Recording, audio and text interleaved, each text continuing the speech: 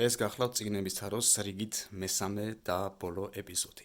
ქვედა თაროზე ჩვენ გვაქვს საბჭოთა დროს გამოცემული ნაწარმოებები, აქ არის ლექსები, მოთხრობები, რომანები, სამეცნიერო ნაშრომები, ზოგიერთი არის ქართულ ენაზე, ზოგიერთი რუსულზე. ზედა თაროზე ჩვენ გვაქვს ვეფხისტყაოსანი, რომელიც შევიძინე სკოლის გამო, ამ გამოცემას ითხოვდნენ მაინც და მაინც. აგრეთვე აქ არის გმირთა ვარამი, კონსტანტინე გამსახურდია, აკაკი წერეთელი, საბჭოთა დროს გამოცემული უცხოური ლიტერატურა, მაგალითად ჩარლზ დიკენსი, ვიქტორ ჰიუგო, ალფონსო დე და ასე შემდეგ. ზედა თაროზე გვაქვს ჩვენ ისტორიული ჟურნალები, რომელიც შეიძლება დღესაც გამოდის, არ ვიცი ნამდვილად. აქ არის ეს ყვითელი წიგნი, როგორც მახსოვს არის თევზებზე იყო რუსულ ენაზე და ბავშვობაში ხშირად ვათვალიერებდი ხოლმე მას. აქ არის ქართული და უცხოური ზღაპრები, ხოლმე შორის დიდი ხანი არ გადამიშლია და ერთი ვიდეო ჩაწერა შეიძლება რეაქციაზე მათზე. აქ არის აგრეთვე 50 პერსონა, ანუ ცნობილ ადამიანებზე ბიოგრაფია, საკმაოდ კარგი სერია იყო. აქ არის კინგ კონგი, მეფე კონგი, შექსპირი, დიდი მოურავის პირველი ნაწილი, თუ არ ვცდებით 5 ნაწილად არის გამოცემული და ეს რაღაც ლექსიკონები და რაღაც ესეთები არის რა.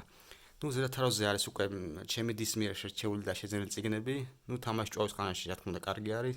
აქ ჯინსების საუბა, ვამპირის დღიურები, მიო ჩემო მიო, როგორც მახსოვს იყო პირველი საბავშვო რომანი, რომელიც წავიკითხე თავიდან ბოლომდე.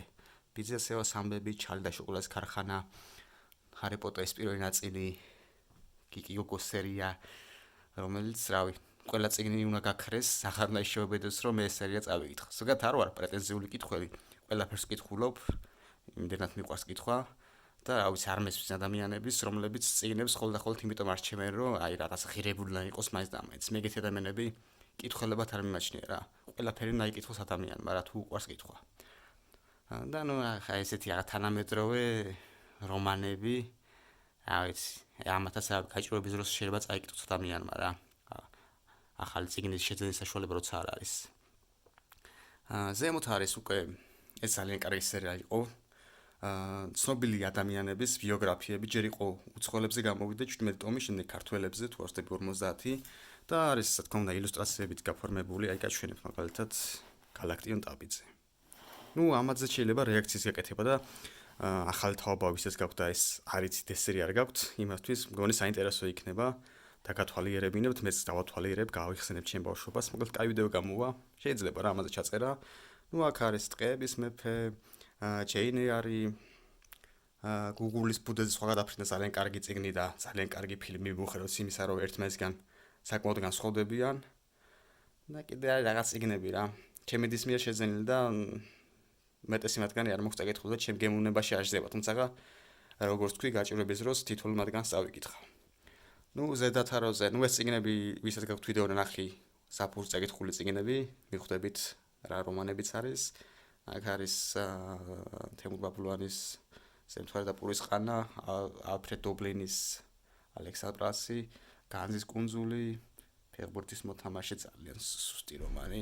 აგრეთვე აქ არის საბჭოთა დროს გამოცემული საქართველოს ისტორია 8 ტომად, აქ 4 არის, თორე დანარჩენი 4-იც გვაქვს, თუმცა ამათი წაკითხვა დღესდღეობით არის დროის უაზრო კარგვა, იმიტომ რომ იმის მერე ბევრი ახალი აღმოჩენა გაკეთდა და თან ეს წიგნები სპეციალურად დაიწერა, რომ ნაწილობრივ ჩვენი ისტორია გაყალბებულიყო და არასწორი წარმოდგენა შეგვქონოდა მასზე. ასე რომ დროის ტყუილი კარგვა იქნება ამ წიგნების წაკითხვა.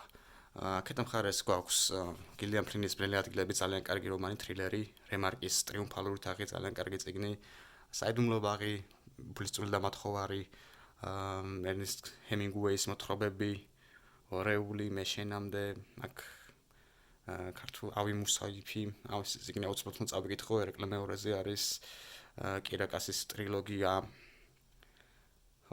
ჯეინ ეარის გონება და გრძნობა, ელიფ შაფაკი, ჩოჩარა, ვიქტორ ჰიუგო. ჩემი ერთ-ერთი პირველი ენციკლოპედია, მე მგონი ეს ენციკლოპედია ყველა ჩვენგანის თაროზე მოიპოვება. აქ არის ქართველი მეფეები, ვეფხისტყაოსანი და სულ ზედა თაროზე არის, ნახე რა სიმაღლეზე არის ენციკლოპედიები რა, ცხოველთა სამყარო, დინოზავრები, სოფლიოს 7 საოცრება და ერთ-ერთი პირველი წიგნები იყო, რომელთაც დავიწყე კითხვა და შემიყვარდა.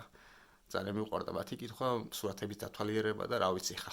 ამათი გადაშლება მომინდეს, კიბის მოტანა მომიწევს მათ ჩამოსაღებად.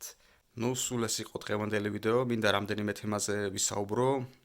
თქვენ და ჩემი ნატვრა ასრულდა, გამოვიწერდა, ჩამომივიდა მიკროფონი, თუმცა ჩემ მობილურზე არ მიდის. ერთდება, თუმცა ჩემი ხმა ისმის ძალიან ცუდად და გარეშე ხმების ზუსტი და რაღაცეებიც ძალიან მატულობს, ასე რომ მაგ მიკროფონის გამოყენებას უბრალოდ აზრი არ აქვს. აგრეთვე, რა ვიცი, ცოტა გავაკლია 500 გამომწერამდე და რა ვიცი, სრული 3 შეგიძლია გამოიწეროთ, ვეცადოთ რომ ეს ბოლომდე ავიდეთ. ეს მიზანი დავისახე და ძალიან ცოტა გამაკლია მის შესრულებამდე. და რა ვიცი, ცოტა აქტივობა მიკლო არხზე, რაც ჩემი ბრალია და ასე გაგრძელდება გარკვეულ ხანს. თუმცა მაქვს რამდენიმე იდეა, მაგალითად დეკემბრის დასაწყისში ჩავიწერ ვიდეოს შემოდგომას წაკითხული წიგნები, აგრეთვე წლის ბოლოს დავდებ ვიდეოს 10 გამორჩეული რომანი, რომელიც წავიკითხე 2025 წელს, საკმაოდ ბევრი წიგნი წავიკითხე, ახალი რეკორდი დავამყარე.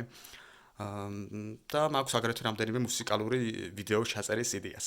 და ეს კი დაგმოშვიდობებით, მოიწონთ ვიდეო, გამოიწერეთ არხი, კარგად ბრძანებოდეთ.